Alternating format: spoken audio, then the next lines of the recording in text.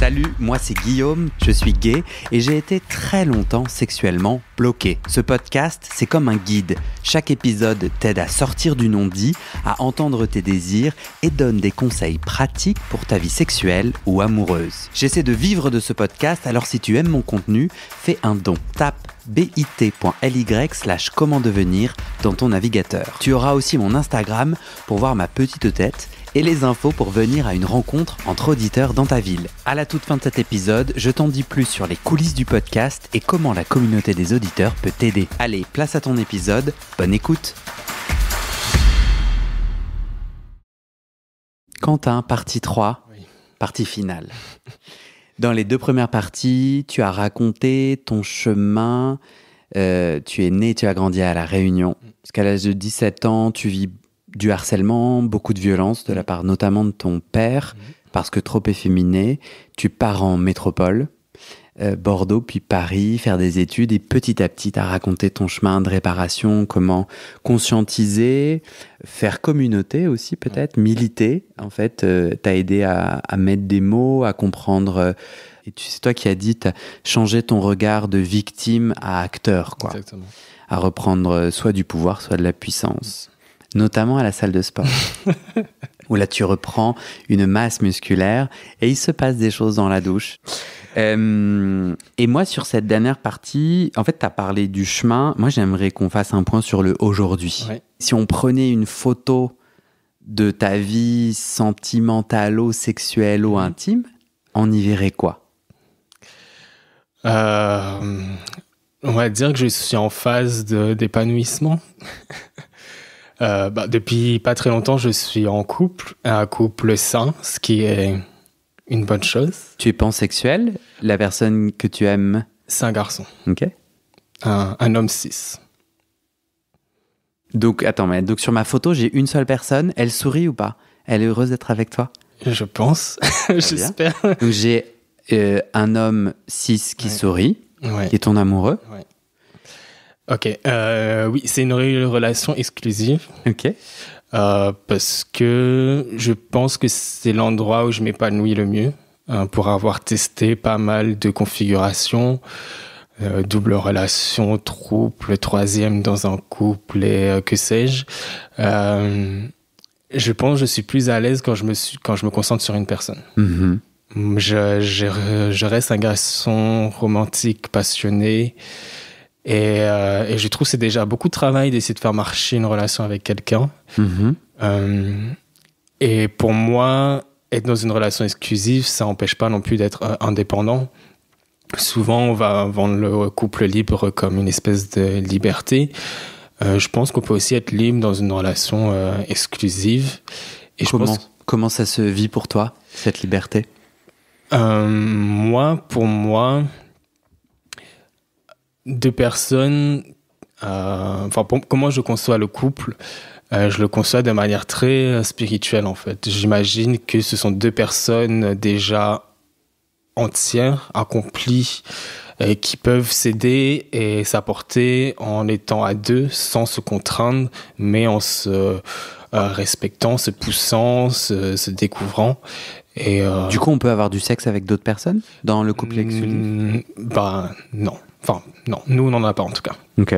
Et comment tu gères le côté de toi chasseur ? Autant je peux être très chasseur quand je suis célibataire et pas tellement quand je suis en couple. Ok. Comme je dis, j'aime bien me focaliser sur une personne et après, ça n'empêche pas de assouvir ce côté chasseur avec cette personne. J'essaie un peu de... Je sais pas, pimenter, créer les situations. C'est aussi dans ma spontanéité. Vous allez à la salle de sport ensemble ? Pas encore. Mm-hmm. Mais certainement bientôt, parce qu'il est coach sportif aussi. Donc, voilà. Tu dirais qu'il est... Ah non, peut-être on peut pas parler de lui. Mais je sais pas. Est-ce qu'il est efféminé ? Ou peut-être sans je veux pas qu'on mon intérêt c'est pas qu'on dévoile sans son consentement, mais c'est plus dans ce couple-là comment tu vis le efféminé versus masculin. toute façon, il parle pas français, donc donc il comprendra pas. Oui, mais on va pas raconter le consentement, même s'il parle pas et qu'il comprend Oui, pas, sûr, on va pas raconter à sa place, c'est ça que. Non, je vais résumer très rapidement. Je dirais que c'est un bon équilibre entre les deux. Le féminin chez lui t'excite? Ouais. En fait, ce que j'aime beaucoup, c'est les personnes qui remettent en question les genres. J'aime beaucoup les hommes qui paraissent très masculins, mais qui en fait ont pas ce côté machiste, qui ont un côté très sensible et tendre. Et j'aime les femmes qui paraissent très élégantes et féminines, mais qui ont aussi un caractère hyper affirmé et puissant. J'aime j'aime aussi la non-binarité, ça m'excite de malade. J'adore ça, voir les limites se brouiller. J'aime beaucoup ça. Tu disais qu'un de tes défis, c'est de mettre en mots tes désirs. Alors, lors du pré-entretien, moi, j'ai toujours la même question. Je le pose à tout le monde. Imagine, il y a un homme que tu kiffes, ou il y a une personne que tu kiffes, qui te dit, j'ai envie de me focus sur toi, j'ai vraiment envie de te faire kiffer, donc qu'est-ce que t'aimes? Et je vais le faire, ça me fait plaisir. Et alors là, on a eu 10 minutes où... je me rappelle plus trop. C'était il y a pas longtemps. Je savais pas quoi répondre. Ouais, t'arrivais pas à répondre et du coup c'était ok. Mais soudainement, je sais pas quelle est la question que j'ai posée. Et là, tu t'es mis en fait à savoir exactement ce que t'aimais et j'ai trouvé que c'était très intéressant parce que ça pourrait être tout à fait ok de dire je sais pas trop. Parce qu'au début tu me disais c'est pas du tout comme ça que je conçois les choses. J'ai vraiment ça dépend du moment, ça dépend vraiment de l'autre. Et je te disais je te comprends complètement. Mais voilà, si l'autre veut jouer en disant voilà c'est vraiment on va faire toi ce que t'as envie de manger ce soir. C'est quoi tes plats préférés? Et tu me répondais, non, mais moi, je mange de tout. Et mais j'entends vraiment bien et je le comprends et je le respecte. Et à un moment donné, je ne sais plus quelle question j'ai posée. Là, tu m'as fait une liste tellement spécifique. J'étais là, waouh. Tu te souviens de ce moment? Tu l'as vécu comment, toi? Ça m'a beaucoup fait réfléchir. Parce qu'il se trouve, c'est vraiment un sujet dans mon couple actuellement. Cette question de... Lui, je pense qu'il est complètement perdu dans comment me faire plaisir.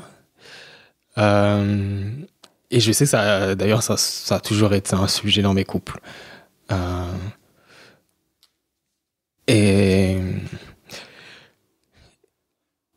oui, parce que c'est quelque chose que je pense que j'ai du mal à verbaliser, que j'ai du mal à m'intéresser en fait au sujet parce que de par ma construction en général, ça a plutôt été faire plaisir aux autres et en fait, je suis hyper doué pour jouer des rôles. Mais je pense que tout le monde, en fait, la vie, c'est jouer des rôles.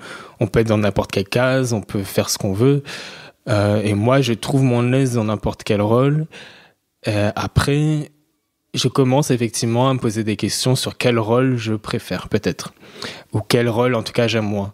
Et ce côté-là assouvir le besoin de l'autre tout en oubliant le moins, il commence de moins en moins à me faire plaisir, voire même en fait il m'excite plus du tout. Et quand je me retrouve dans une situation égoïste où je me retrouve à servir l'autre personne, ça tue tout. Ce qui a été en tout cas avant que je sois en couple récemment, assez fréquent. Ça fait combien de temps que vous êtes ensemble? Ça fait pas longtemps, ça fait 1 mois. Oh, on est dans la ligne de miel. Exactement. Trop cool. Est-ce que... attends, excuse-moi, j'ai un bug de... Est-ce que c'est intéressant? Est-ce que tu as envie de jouer au jeu où tu dis tes désirs? Tu vois ce que je veux dire? Où tu réponds à cette question. J'ai eu le temps d'y réfléchir, du coup. Et après, tu traduis dans la langue que ton copain parle. Okay. Et je pense qu'il sera trop content. Parce qu'il sera là, ah putain. Ok, c'est vrai, je ferai ça en rentrant. Moi, j'ai vraiment un truc pour les espaces publics. Mais je pense aussi que ça va avec ma construction, c'est-à-dire que déjà à La Réunion, il faut savoir que c'est une île. Si tu n'as pas le permis ce qui est mon cas, tu ne peux pas te déplacer. Je ne pouvais pas recevoir dans le foyer familial. En plus, il y a des transports publics, mais un petit peu... C'est compliqué. C'est compliqué, ouais. Tu as un bus toutes les heures. Et selon l'endroit où tu veux aller, il y en a plus ou moins pas, ouais. Et en plus, c'est une île en relief, donc en fait, ça prend pas mal de temps pour aller à certains endroits. Enfin, c'est compliqué. Et je pouvais pas recevoir dans le foyer familial, surtout que moi, j'habite à un endroit où toute ma famille est autour. Mes tantes, mes oncles, mes cousins, mes cousines, ma grand-mère, etc. Donc, il n'y avait aucun moyen que ça se passe ici. Donc, le seul moyen où je pouvais le faire, on va avoir des relations sexuelles, c'était en nature, en fait. Ce qui est... La Réunion est regrouille... Non, grouille. Regorge. Regorge, exactement, pardon. Mais en vrai, regrouille, c'est très joli. Non, vraiment, c'est joli. Regorge d'endroits comme ça où tu as ce qu'on appelle les ravines, tu as la plage, tu as des forêts, les parkings, enfin voilà. Donc, Attends, tu m'as perdu là. Tu me décris une nature luxuriante et on finit par les parkings. Parce que le parking, c'est une belle nature aussi là-bas ça peut être des parkings magnifiques. Dans des endroits sauvages. Parce que là, tu sais que je prends des notes. Hein. Parce que du coup, je suis là, moi j'y passe 5 semaines. Moi, je suis pas trop dehors. Ouais. Je suis un peu quelqu'un qui a besoin de son confort et de sa bulle en fait. Okay. J'ai besoin de pouvoir crier, enfin pas forcément, mais non, mais en vrai, là, tu vois. Comprends. J'ai besoin de me sentir en sécurité et de me connecter à l'autre. Et si je suis et moi souvent dehors, je suis en survigilance aussi parce qu'en fait, en vrai, moi dans ma tête, je me dis, en fait, s'il y a un enfant qui passe, moi ça me fait pas rire en fait d'être vu par un enfant et tout. En plus, à mon avis, c'est illégal, mais en plus, genre ça va pas du tout pour moi. Bien sûr. Et donc j'ai cette peur. Toi, tu vis autre chose. Toi, c'est dans ton souvenir une libération. C'était le seul endroit où tu pouvais enfin jouir. En fait, vu qu'à l'époque, c'était moi l'enfant et que je me suis déjà fait surprendre, quelque part, j'ai plus rien à perdre. Je pense que je le vis comme ça.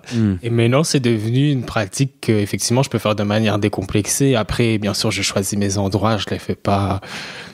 J'essaie de pas un endroit hyper fréquenté où je peux pas me faire voir facilement, mais en plus j'ai un regard d'architecte, donc j'arrive à retrouver les coins un peu safe entre guillemets, mais ouais, ça m'arrive assez souvent. Donc numéro 1, le dehors, l'extérieur. Ouais, extérieur ou... Est-ce qu'un lieu de travail, c'est un extérieur? Bien, oui, je vois que mon mot est... Non, mais tu as raison. Mon mot est imprécis.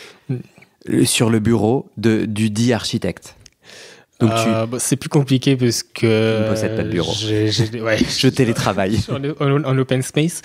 Mais ça m'est déjà arrivé dans les toilettes du bureau ou dans l'arrière d'une boutique. Ou... mon ex qui était douanier. Fait, quand t'es douanier, tu dors sur place. Okay. Et donc on avait fait Noël ensemble avec ses collègues parce que forcément ma famille à la Réunion, donc je peux pas faire Noël avec eux. Et au moment où tout le monde était parti se coucher, on l'avait fait dans les vestiaires à côté quand les autres dormaient. Ah là là là là. Attends, du coup, on est douanier, mais sans trop dire pour pas qu'on puisse le reconnaître. Donc on est à une frontière avec un pays non européen. Ah non, c'était à l'aéroport, à un aéroport. Ah, et ils dorment, les douaniers et douanières dorment à l'aéroport? Ouais, c'est des shifts de 12 heures, je crois. Enfin, ils travaillent 12 heures non-stop. Ok. On aime.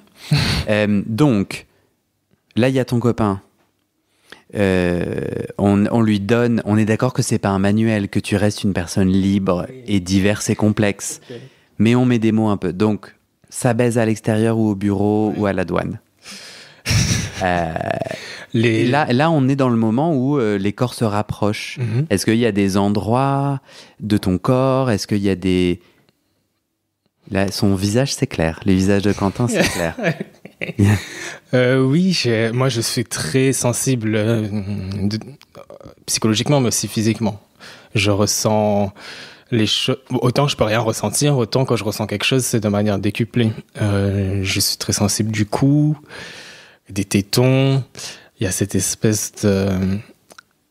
cet endroit en bas du dos qui fait un espèce d'arc comme ça. Creux. Ouais, de creux. Bien sûr, bien sûr. Je suis hyper sensible de là. Je suis sensible de l'aine. Rappelle-moi, c'est quoi l'aine déjà? C'est l'entrejambe, là, ici. Oui, mais comme on est sur un podcast, faut qu'on le décrive. Pardon. C'est en haut. En bas, entre la jambe, le sexe, c'est le bas du ventre. Ouais. Ok. Téton, t'es du style je te mordis avec les dents ou avec les doigts? Ouais, par contre... Ou très doux? Ouais, très doux. Comme je suis très sensible à tout ce qui est mordiment, etc. On est dans la même team. Non, mais franchement, les gens, quand tu leur dis je suis sensible des tétons, direct, ils mordent. T'es d'accord ou pas? Je suis d'accord. Mais non. Pas que les tétons, même... par exemple, quand je me fais sucer... J'espère que ma mère n'écoutera jamais ce podcast. Attends, mais du coup, prends une pause, okay. Parce que là, tu m'as fait un petit visage de... Est-ce que tu as vraiment envie de continuer à raconter ce que tu vas raconter? T'es sûr ou pas? Oui, j'espère. Que t'es pas obligé. Ma mère n'écoutera jamais ce podcast, mais... Alors, en tout cas, on peut dire à la maman de Quentin d'arrêter l'écoute. Elle peut écouter avant. Oui, parce que... Ou l'avant, c'est OK? Ouais. OK. Bon, allez, on n'a plus maman Quentin est partie.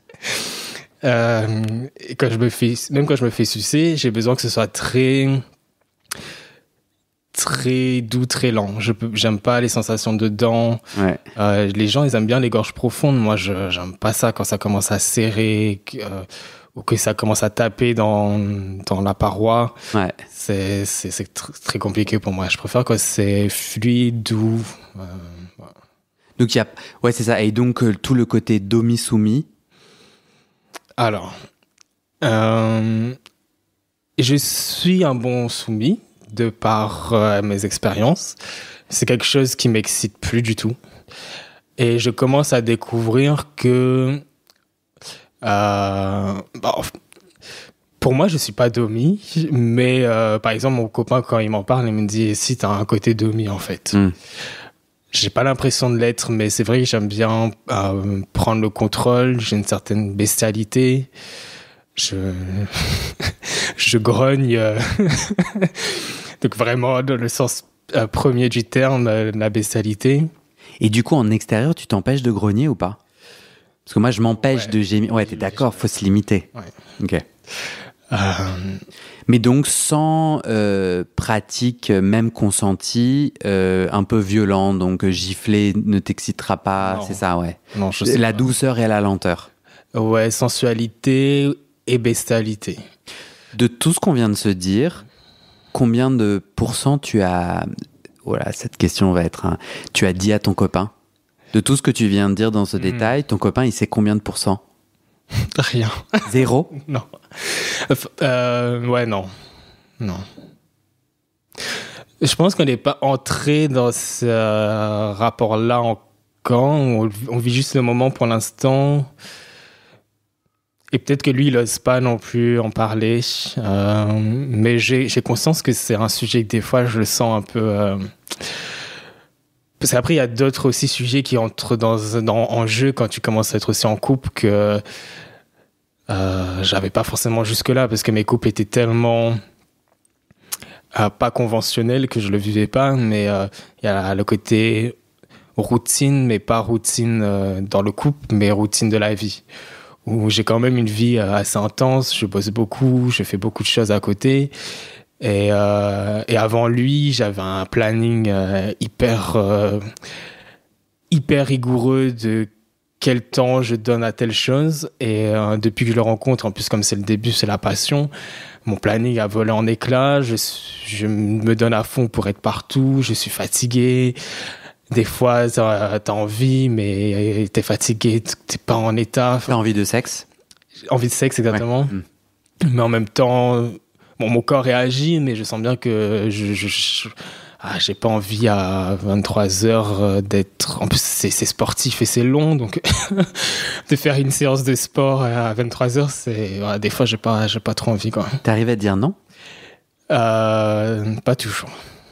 Le consentement, ça reste un sujet compliqué. C'est-à-dire que j'ai tendance à quand même le faire. Et je le fais, et après coup, je me déteste de l'avoir fait. Et ça a vraiment un mécanisme sur moi c'est très compliqué. Et après, du coup, par contre, j'ai pas de mal à le verbaliser et à expliquer. Mais lui, ce qu'il me dit, c'est que en fait, tu aurais dû me le dire avant. Pourquoi attendre après? Et je sens que t'es mal. Et je lui dis, mais en fait, parce qu'il me fallait le temps de conscientiser. Jusque-là, je comprenais pas, en fait. Est-ce que tu as une idée, et si tu n'en as pas, il n'y a aucun souci, quand ton ou ta partenaire a envie de sexe avec toi, comment il ou elle pourrait l'exprimer pour te laisser le temps et l'apprentissage de dire un vrai oui ou un vrai non? Je pense pas que ce soit du tout par rapport à l'autre personne. Parce que... on peut se sauter dessus, mais... Il est 23h, ton partenaire vient à toi et dit « t'as envie de sexe ». Tu te penses que tu répondrais oui, alors même que c'est non? Ouais, parce que j'ai vraiment un mécanisme. En fait, par exemple, je sais que lui, c'est quelqu'un qui est très vulnérable sur les questions de se sentir désiré, aimé, et qu'il a besoin beaucoup d'être réconforté par rapport à ça. Donc des fois, je me mets la pression, je me dis « Ok, on ne s'est pas vu de toute la semaine, je sais qu'il a besoin d'être touché, aimé, il faut que je sois un mec... performant et attentionné, donc il faut que je sois là, que je le fasse, que je veux pas qu'il se sente mal et pas désiré, etc. Mais après, ça joue contre moi parce que c'est moi qui me retrouve dans une situation qui me plaît pas. Et même s'il me dit qu'il comprend, enfin qu'il me remercie, qu'il comprend que je me mets dans cette position, en fait, au quotidien, je me retrouve quand même toujours dans cette position, même s'il en a conscience. J'aimerais que des fois, il puisse aussi... mais ça marche, je sais que ça marche pas comme ça, l'être humain, mais comprendre à ma place et me dire... Bon, en tout cas, quand il se sent confus, de me dire... Ok, là, je sens que c'est pas complètement 100%. Est-ce que tu en as vraiment envie? T'aimerais qu'il fasse... Non, mais j'allais être un peu piquant. Oui, je comprends complètement cette attente que l'autre nous aide, mais t'as aussi un peu envie qu'il fasse le taf à ta place. Pas forcément qu'il fasse le taf à ma place, mais en fait, moi, je suis continuellement dans cette logique-là, d'être attentionné, parce que moi, quand je sens qu'il n'est pas à 100%, je m'arrête tout de suite, je me dis, ok, là, je sens qu'il n'est pas à 100%, c'est ni bon pour lui, ni bon pour moi, et c'est pas grave, ça arrive, on n'est pas obligé de coucher ensemble tous les jours, enfin... Moi, je suis continuellement dans cette logique et c'est vrai que des fois, j'aimerais trouver quelqu'un qui a une empathie identique. C'est quoi l'histoire qui se passe dans ta tête quand tu sens que tu n'es pas à 100% dans le rapport et que tu n'oses pas dire non? Il y a des pensées qui montent? Ouais.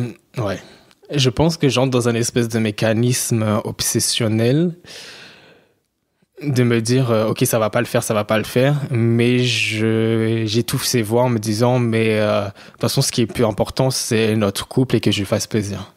Est-ce que tu peux me ramener la dernière fois où ça s'est passé? Elle est en tête pour toi? Hier soir. Ok.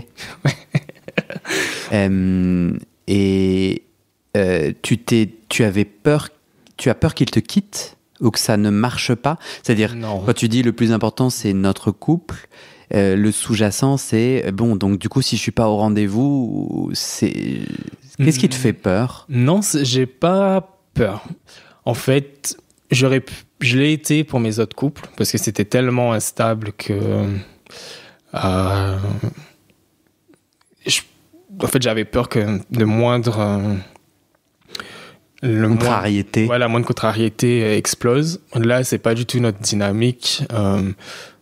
Je pense qu'on est tous les deux envie que ça marche et je pense que c'est normal, ça fait un mois et que je sais que je suis pas évident dans mon ressenti, dans les choses par lesquelles je suis passé, que ça peut être compliqué, qu'on n'a pas la même perception des choses que moi et que ça peut être compliqué pour quelqu'un en face de moi de le comprendre, mais je pense qu'on y arrivera, c'est normal, ça prend du temps. Mais moi, ce qui m'intéresse, donc ça, tu rationalises, ouais. Et je suis d'accord, vous allez y arriver, tu vas y arriver, tout va bien se passer. Ouais. Et moi, je sais que tu vas y arriver, parce que je l'ai décidé pour toi. Ça marche trop bien, ça. Merci. Et 2, parce que tu arrives à bien en parler, et donc en fait, t'es en chemin, ça va le faire. Okay. Tout va bien se passer. Moi, en revanche, je veux comprendre le truc irrationnel ou le truc un peu diffus qui, hier soir... C'est frais. Et donc, hier soir, si tu reviens dans ton état d'esprit et que tu n'arrives pas à prononcer « pas ce soir », Ou une autre phrase qui te met à l'aise, qui dit « je t'aime » ou « j'aime notre couple, mais là, ce soir, j'ai pas envie de sexe ». Qu'est-ce qui t'empêche? En fait, hier soir, ça s'est pas passé exactement comme ça. En fait, il s'est passé cette situation-là 1 ou 2 semaines avant. Et en fait, ça reste un sujet, je pense, pour lui. Et du coup, il se bloque ou en tout cas, quand il y a le sujet du sexe maintenant, c'est un sujet qui revient. Par exemple, après cette fois-là, en fait, concrètement, j'étais fatigué, j'étais tellement fatigué que j'arrivais à peine à ouvrir les yeux, mais je voulais être là pour lui. Mais le sexe anal ne passait pas, donc je me suis entre guillemets occupé de lui. Mais j'étais certainement pas à fond dedans et il a joui et après on s'est endormi, voilà. Et en fait, je me suis senti comme si, encore une fois, je faisais plaisir à quelqu'un. Et en fait, ça m'a rendu mal. Je pense que lui, il a senti que j'étais pas bien. Et le lendemain matin, je lui ai dit. Et en fait, lui, il me dit, mais moi, j'ai senti que t'étais pas bien, que t'étais pas à fond dedans. Moi-même, je me suis senti pas bien. S'il te plaît, ne recommence pas. Si tu te sens pas... Dis-le-moi, ouais. Voilà, si tu te sens pas OK, dis-le-moi. Et voilà. Qu'est-ce qui t'empêche de le dire? Franchement, je sais pas.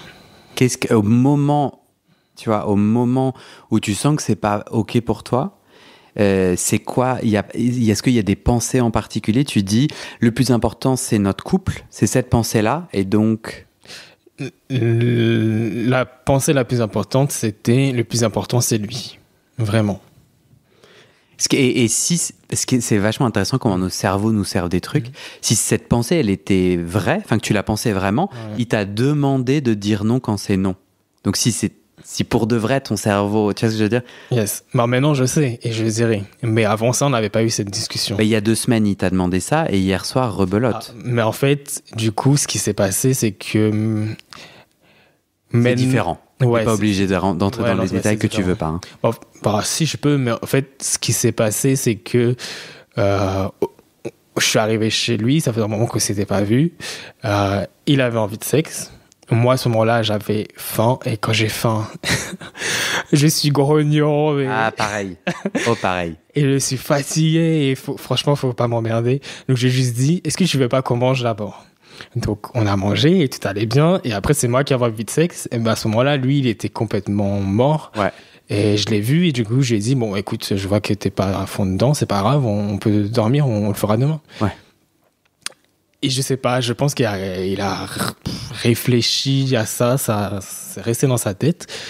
Et juste avant de se coucher, il me sort qu'en fait, il a l'impression que c'est moi qui contrôle nos ébats.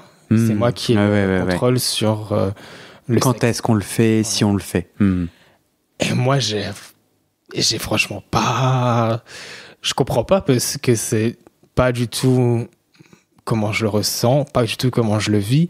Et j'ai trouvé ça complètement injuste parce que... lui, il est dans une situation particulière. Il vient d'arriver en France il n'y a pas très longtemps. Il a pris 1 année pour voyager, parcourir le monde, etc. Il travaille pas. Il a des cours parce qu'il apprend le français, mais à 13h, il a fini sa journée. Voilà. Moi, j'ai des journées hyper intenses. Le travail, c'est compliqué. J'essaie quand même d'aller 5 fois par semaine à la salle. À côté de ça, je dors pas beaucoup. Je suis insomniaque. Donc voilà, déjà, ça fait une charge un peu compliquée. Mais malgré ça, j'essaie, quand on se voit, de mettre ça de côté et de me dire, ouais, je vais essayer d'ajouter du piquant. Donc hier soir, je lui ai dit, je vais t'apporter un cadeau. J'ai fait comme si c'était notre premier date une nouvelle fois. Et ouais, j'essaie d'avoir... culpabilisé. Et quelque part, ouais, ça me faisait... Du coup, t'as fait sentir... quoi? Franchement, je lui ai dit... À ce moment-là, j'ai vraiment très mal pris parce que j'ai dit, mais je trouve ça hyper égoïste parce que tu vas pas à côté tous les efforts que je fais pour que ça se passe bien malgré que je suis pas très bien en ce moment. Enfin, physiquement, la fatigue commence à s'accumuler et tout. Et en plus, tu me dis ça, là, on va aller se coucher. Donc, je vais encore pas dormir. Et demain, il y a le podcast. Je voulais être en forme. Genre, ça faisait un espèce d'effet boule de neige. J'ai dit, non, franchement, c'est pas cool. Et lui, il comprenait pas mon point de vue. Après, je pense qu'il y a aussi la barrière culturelle et de la langue. Et voilà. Bien sûr que tu contrôles quand est-ce que vous avez du sexe, et lui aussi. Et bien sûr qu'il y a plein de moments manqués, mais bien entendu que quand on est dans un couple, quand on est un être humain, on contrôle si on a envie ou pas du sexe. Et même si ça agace l'autre, et vice-versa, en fait. Ouais, peut-être. Donc, mais bien entendu que tu as du pouvoir là-dessus, et que, en fait, jamais... Enfin, moi, je pense que mon point de vue, c'est que dans un couple, tu peux faire des efforts, tu vois, de dire, bah, allez, je suis fatigué, mais je peux te masser. Mais en fait, la gradation, possiblement, non. En fait, je suis fatigué, je peux rien faire comme moment intime, ou en gradation, on peut, tu vois. Mais... Bon, en fait, moi aussi, ce qui m'a énervé, au fond, c'est la manière dont il exprime. Je sais qu'il est comme ça et je l'aime pour ça, mais il a un petit côté un peu diva, égoïste, des fois. C'est-à-dire que moi, si je vois que quelqu'un est fatigué ou a pas envie, soit je vais pas le faire, même si j'en ai envie, soit je vais créer la situation pour le faire. Donc, si je sais pas, comme tu disais, moi j'aime beaucoup les massages, je trouve ça hyper sensuel, un massage pour détendre l'autre personne et amener progressivement au sexe. Donc je vais créer la situation, en fait je me mettre à la place de l'autre personne pour me dire comment je pourrais amener ça, j'en ai envie, mais pour pas que ce soit brutal, comment je peux l'amener délicatement, et si ça marche pas, bon, c'est pas grave, ça marche pas. Là, ça a été vraiment en mode égoïste. Je le voulais à ce moment-là, t'as pas voulu. Et, c'est un dû. Ouais. Et ça, j'ai pas aimé, en fait. Ouais. Est-ce que tu peux relire notre question magique et de voir s'il y a des parties de la réponse que tu n'as pas déjà mis en mots? Si on a couvert la question, on va pas le refaire. Comment communiques-tu tes désirs et limites à tes partenaires? Bah, je pense qu'on y a répondu. Ouais, j'avoue, c'est ouf. Ok.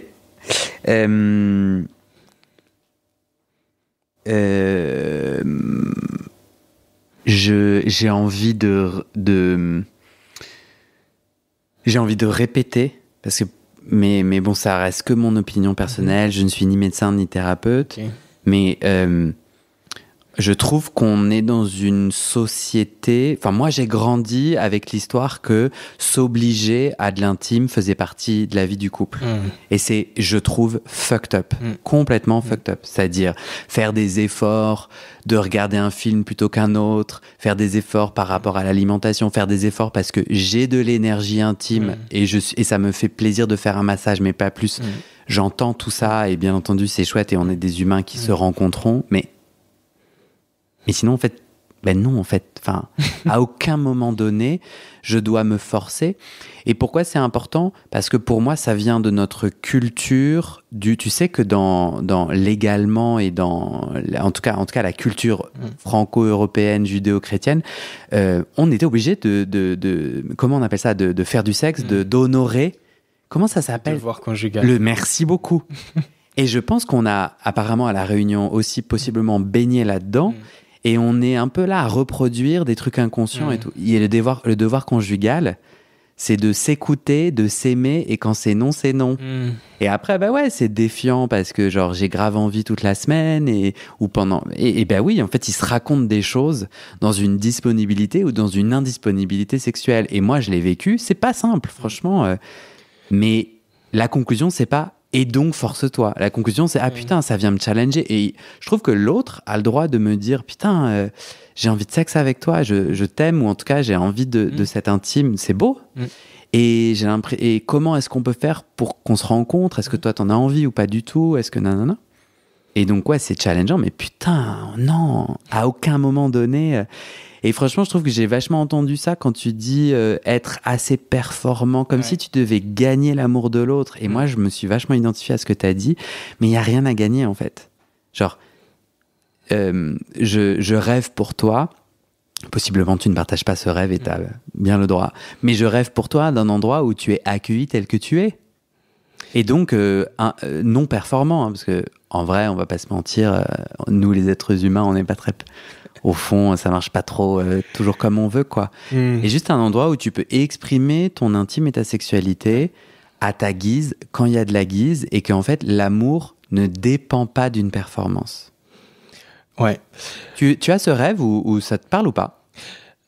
Oui, ça me parle à fond. Je pense que si derrière, il y a un autre sujet qui est qu'avec lui, je suis 100% actif. Et ce qui m'était jamais arrivé avant, étant versatile, même si soit j'ai tombé sur un autre versatile, soit mon couple était pas conventionnel, donc je pouvais, entre guillemets, trouver mon compte ailleurs.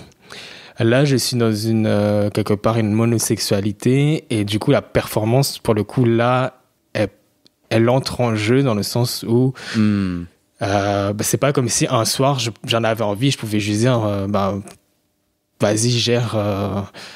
Là, quelque part, j'ai besoin. Faut que je sois, oui, quelque part un peu performant. Vous n'allez pas survivre. Moi, je pense que... Ah non, mais moi, je mets les gros pieds dans le plat. Et de toute façon, on est à la minute 37. Donc, franchement, il n'y a que les vrais qui sont encore avec nous. Et moi, je mets les pieds dans le plat plus pour te faire réagir et te proposer une idée. Je pense par expérience, après 260 épisodes, que la pression et l'angoisse de performance, si ça reste longtemps, ça nous casse. Ça nous casse dans le sens, notre capacité à être intime avec l'autre, c'est trop de pression, ça tue le désir. Et ça, je suis d'accord. Et je l'ai ressenti. Je pense que ça peut aller, il faut juste qu'on en discute. Grave. Bien sûr que ça peut aller, rien n'est écrit. Mais encore une fois, ça fait 1 mois, donc je pense que c'est normal qu'on passe par ces phases et on verra. Moi, psychologie de comptoir, ce devoir conjugal et cette pression de performance, c'est beaucoup des mécanismes tout ça semble très proche des mécanismes pour avoir de l'amour, il faut que je performe d'une certaine façon. Il faut que j'ai l'air suffisamment masculin, il faut que je sois ceci, soit cela, etc. Et en fait, ce moment de réparation, et moi, franchement, j'y suis pas arrivé. Hein. Enfin, je suis en chemin. J'ai beaucoup de mal à penser que j'ai pas besoin de performer d'une certaine façon pour être aimé. J'ai beaucoup de mal. C'est vrai. Non, mais il y a certainement encore plein de choses à déconstruire chez nous deux. Mais c'est pour ça aussi que je suis serein, c'est que je pense que on va s'apprendre des choses. Et c'est aussi pour ça que je suis content de faire ce podcast. Ça me fait aussi réaliser des choses. Et voilà, on verra où est-ce que ça me mène. Je t'ai pas demandé, tu as quel âge ? J'ai 29 ans. Aujourd'hui. Enfin, non, pas aujourd'hui. Enfin, en ce moment, tu as 29 ans, quoi. Pardon. La Réunion. Ouais. Est-ce que tu as envie... Moi, j'aimerais bien qu'on parle de l'ambivalence d'y retourner, de pas y retourner. Est-ce que... j'ai 2 questions pour toi, dont une un peu lourde. Je sais pas si tu as envie d'y répondre. Est-ce que tu es en contact avec ton père ? Et est-ce qu'il habite à La Réunion ? Est-ce que tu as envie de répondre à ça ou pas ? J'ai pas de contact avec mon père. Il vit à La Réunion et il est actuellement très problématique. Il reste un sujet très problématique dans ma famille sur lequel je vais pas m'étaler. Ouais. Mais rentrer à La Réunion, c'est revenir tout de même dans ce système familial. Alors, en fait, j'ai une ambivalence extrême avec La Réunion, mon territoire, ma culture, parce que depuis, j'ai fait un espèce de travail de réconciliation. Et après le rejet de ma culture à l'âge de 17 ans, maintenant, je suis hyper fier de ma culture. Je reconnecte avec des choses que même la plupart des Réunionnais ou même ma famille ne reconnectent pas. Des choses primaires, le maloya qui est notre danse et notre musique traditionnelle qui à la base permettait de reconnecter avec les esprits, qui maintenant on s'en sert comme musique d'engagement. Moi je suis hyper connecté à ça, je suis hyper connecté à mon histoire, à mon patrimoine, aux différentes cultures d'où je viens. Je m'intéresse beaucoup à la culture tamoule, dont j'ai une partie de ma famille qui est tamoule. J'ai aussi une partie de ma famille qui est musulmane, une partie de ma famille qui est catholique. Enfin, je m'intéresse vraiment à cette espèce de mixité, métissage, et qu'est-ce que ça veut dire pour moi, comment je me retrouve. Et même avec mon côté queer, parce que cette année, j'ai défilé à la Pride de Paris avec un drapeau réunionnais. Pour moi, c'était un accomplissement parce que je montrais que j'étais fier, qu'on est là aussi, que c'est possible d'être queer et réunionnais et assumé et heureux. Je suis hyper intéressé par tous les mouvements d'engagement, d'activisme qui se passent en ce moment à La Réunion. Tu parlais en intro de la scène ballroom qui se développe, la scène drag aussi. Je pense à plusieurs associations, à plusieurs personnes qui deviennent de plus en plus célèbres, et je suis hyper fier de ça. Et aussi ce côté-là de dire, parce qu'il y a aussi un côté hyper décolonialiste pour les personnes LGBTI plus racisées, quand on affirme son identité culturelle avec son identité sexuelle et de genre, de reprendre les codes de la tradition et de les détourner pour affirmer sa queerness. Et ça, je suis hyper intéressé par tout ça. Tu peux me donner un exemple ? Moi qui ne connais pas... je pense les plus évidents, c'est les drags. Et je pense notamment à Soa de Muse, qui est originaire des Antilles, Martinique ou Guadeloupe, je sais plus, et qui fait beaucoup de tenues autour de l'affirmation de son identité d'afrodescendante caribéenne, et qui affirme ce côté-là à travers des tenues, des références... où elle détourne les codes de la mode traditionnelle pour en faire un code d'activisme LGBTI+. Soa de Muse, elle a grandi à Villepinte et ses parents sont originaires de la Martinique, si je dis pas de bêtises. À La Réunion, il y a... Donc ça, c'est du coup le patrimoine martiniquais, ou en tout cas, est-ce qu'il y a des exemples à La Réunion qui deviennent dans la saison 3 de Drag Race, il y avait... j'ai oublié son prénom, mince. Norma Bell, tout à fait. Qui a commencé un peu à faire aussi ce travail, mais je pense pas aussi poussé que Soa. Qui est réunionnais. Ouais. Et donc, voilà, je suis hyper fier et attaché à ce côté-là de ma culture. Et toi, tu le vois... J'ai pas oublié la question initiale, hein, t'inquiète. Tu le vois, moi, de l'extérieur.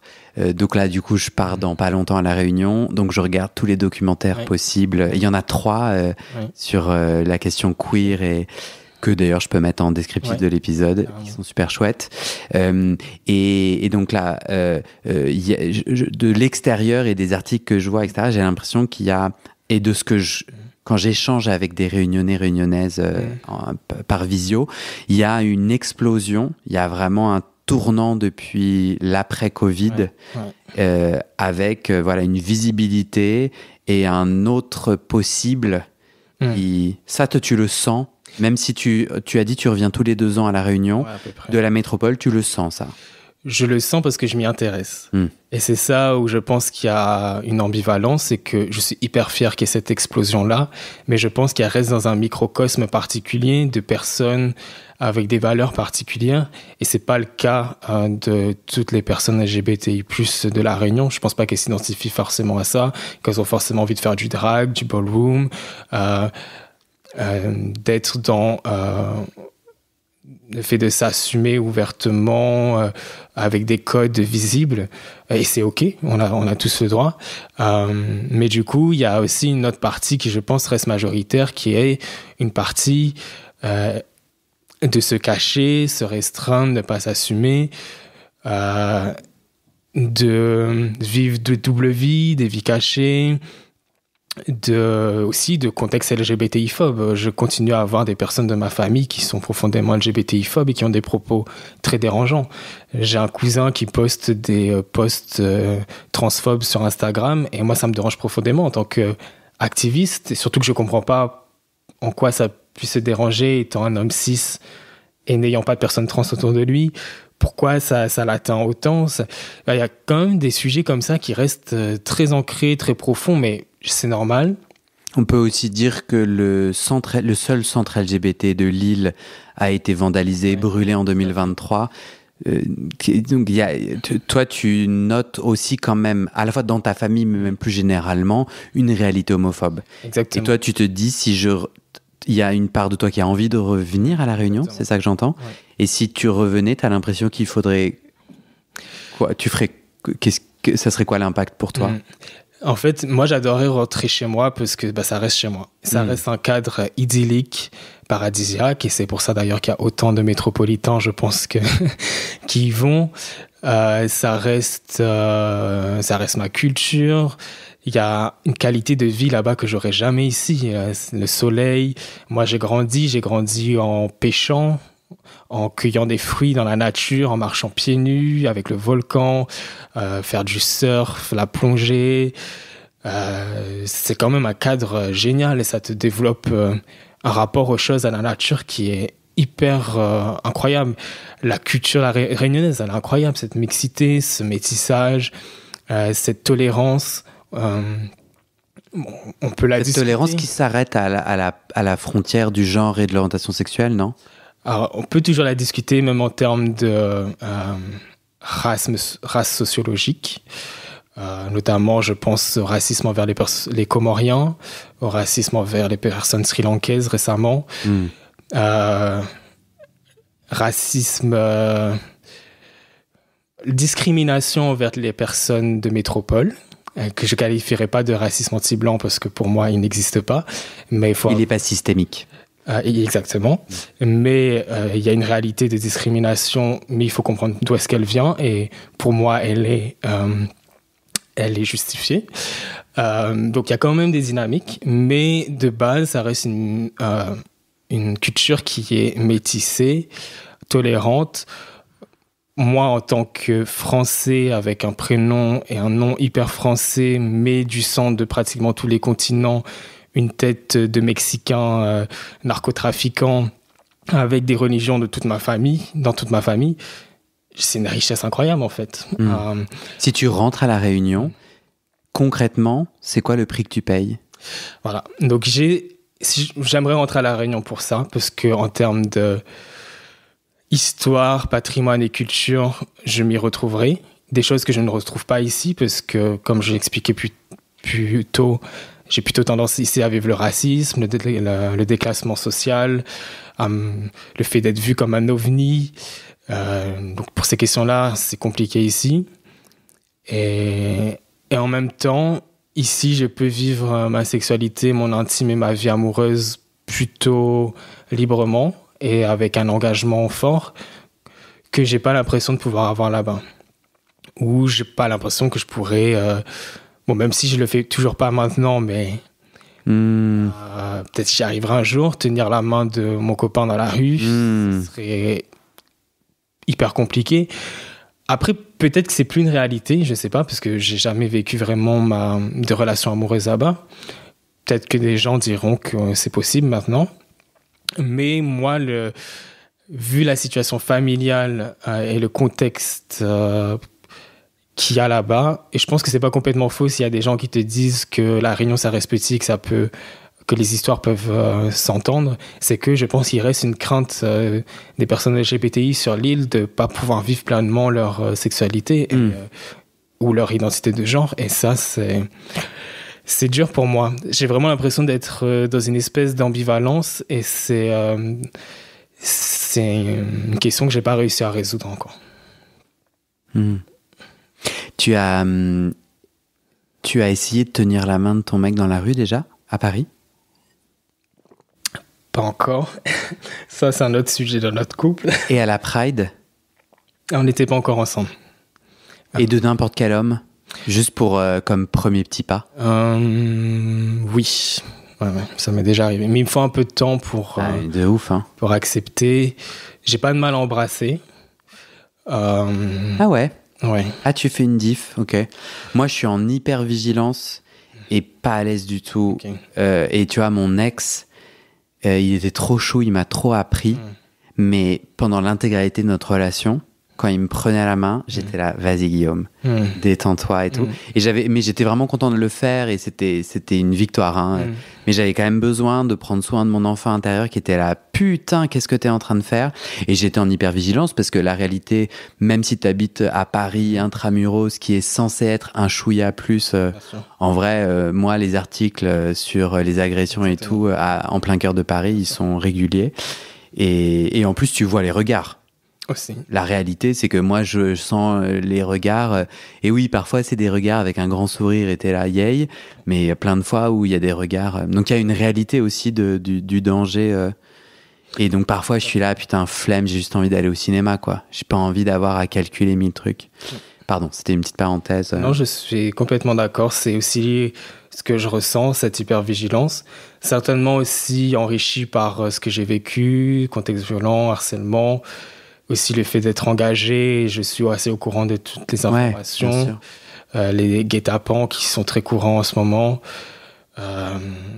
Donc certainement, j'ai un travail aussi à faire personnellement, mais des fois c'est aussi compliqué parce que lui, pour le coup, il est plutôt très assumé sur ce côté-là et quand moi je me restreins, il a l'impression de devoir se cacher à nouveau.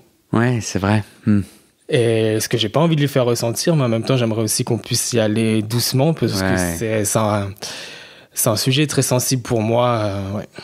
Ouais, bien sûr. Ouais. Tu vois, tout à l'heure, on parlait de se muscler. Et se muscler, c'est aussi être c'est aussi faire peur à l'autre. En tout cas, bien sûr. En tout cas, moi, je sais que la façon dont je m'habille et comment je tiens mon corps. Dans les moments où je me sens pas forcément en sécurité, je vais avoir une position où j'ai l'air beaucoup plus tu vois ce que je veux dire, quand tu peux un peu relever les épaules et tout, et même dans mon regard. Donc il y a peut-être aussi une part de toi que ça répare que d'acquérir du muscle, pour aussi te dire que dans l'espace public tu vois ce que je veux dire, tu pourras soit te défendre, soit avoir des muscles, ça veut pas dire savoir se battre. Mais bon, on est d'accord que le cerveau, lui, tu vois, quand quelqu'un se demande s'il va t'agresser, je pense que ta corporalité va plus ou moins l'inciter à le faire. D'accord. C'est toujours une question d'apparence, de ce qu'on projette. Est-ce qu'il y a quelque chose d'important? Est-ce qu'on s'arrête là?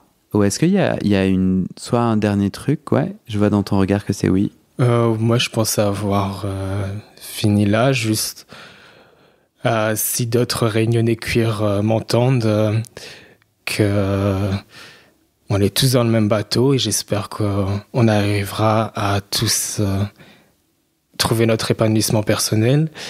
Et je les incite à faire ton podcast. T'es gentil. Parce que je pense que ça peut être un travail hyper intéressant aussi personnellement, de prendre du recul sur soi. Et aussi pour nous, entre nous, d'avoir l'expérience d'autres réunionnais. Donc voilà.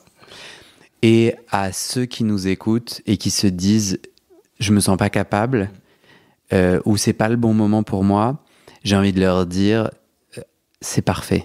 J'ai en fait envie de leur dire « ok, tu te dis j'aimerais témoigner mais je le peux pas ».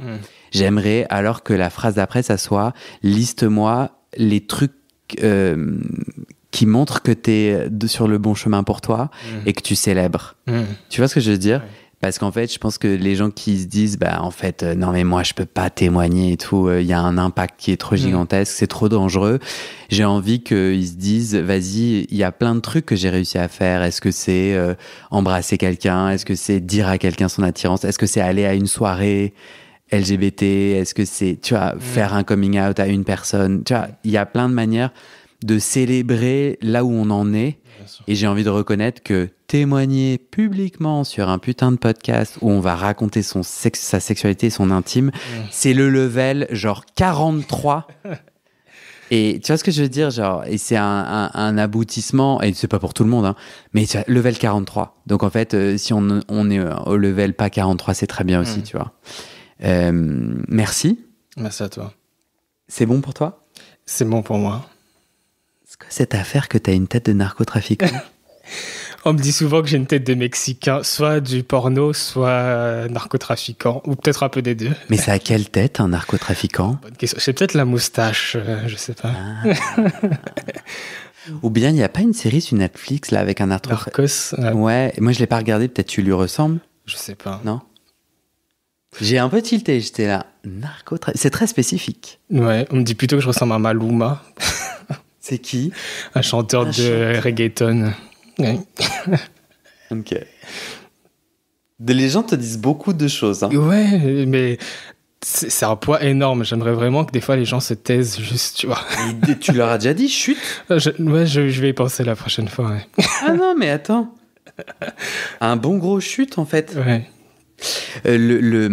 C'est peut-être aussi level 47. Ouais.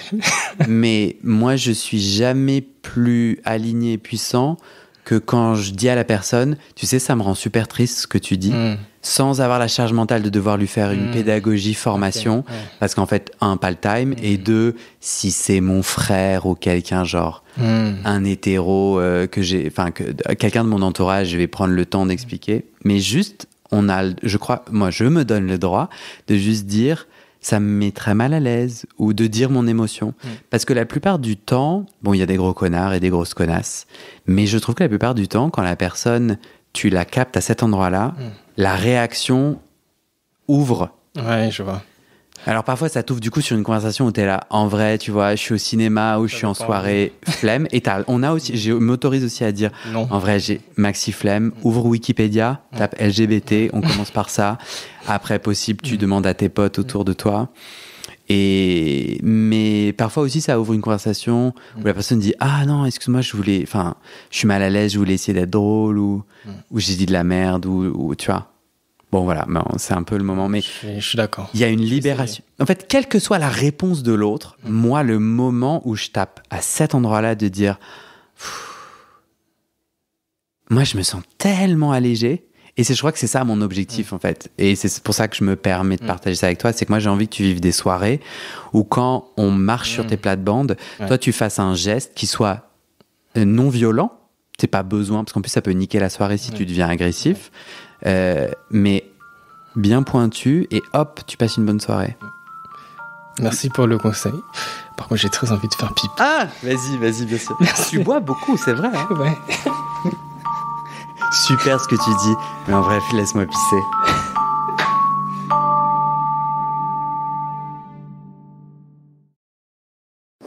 Et c'est la fin de cet épisode. Et maintenant, je te donne les dernières infos sur les coulisses du podcast et comment la communauté des auditeurs peut t'aider. Mais d'abord, on doit parler sous. Ce podcast, c'est mon boulot à temps plus que plein et j'ai pris 2 décisions. Première décision, je ne veux pas rendre le podcast payant. Je veux qu'il reste accessible. Deuxième décision, je ne veux pas non plus de sponsors commerciaux.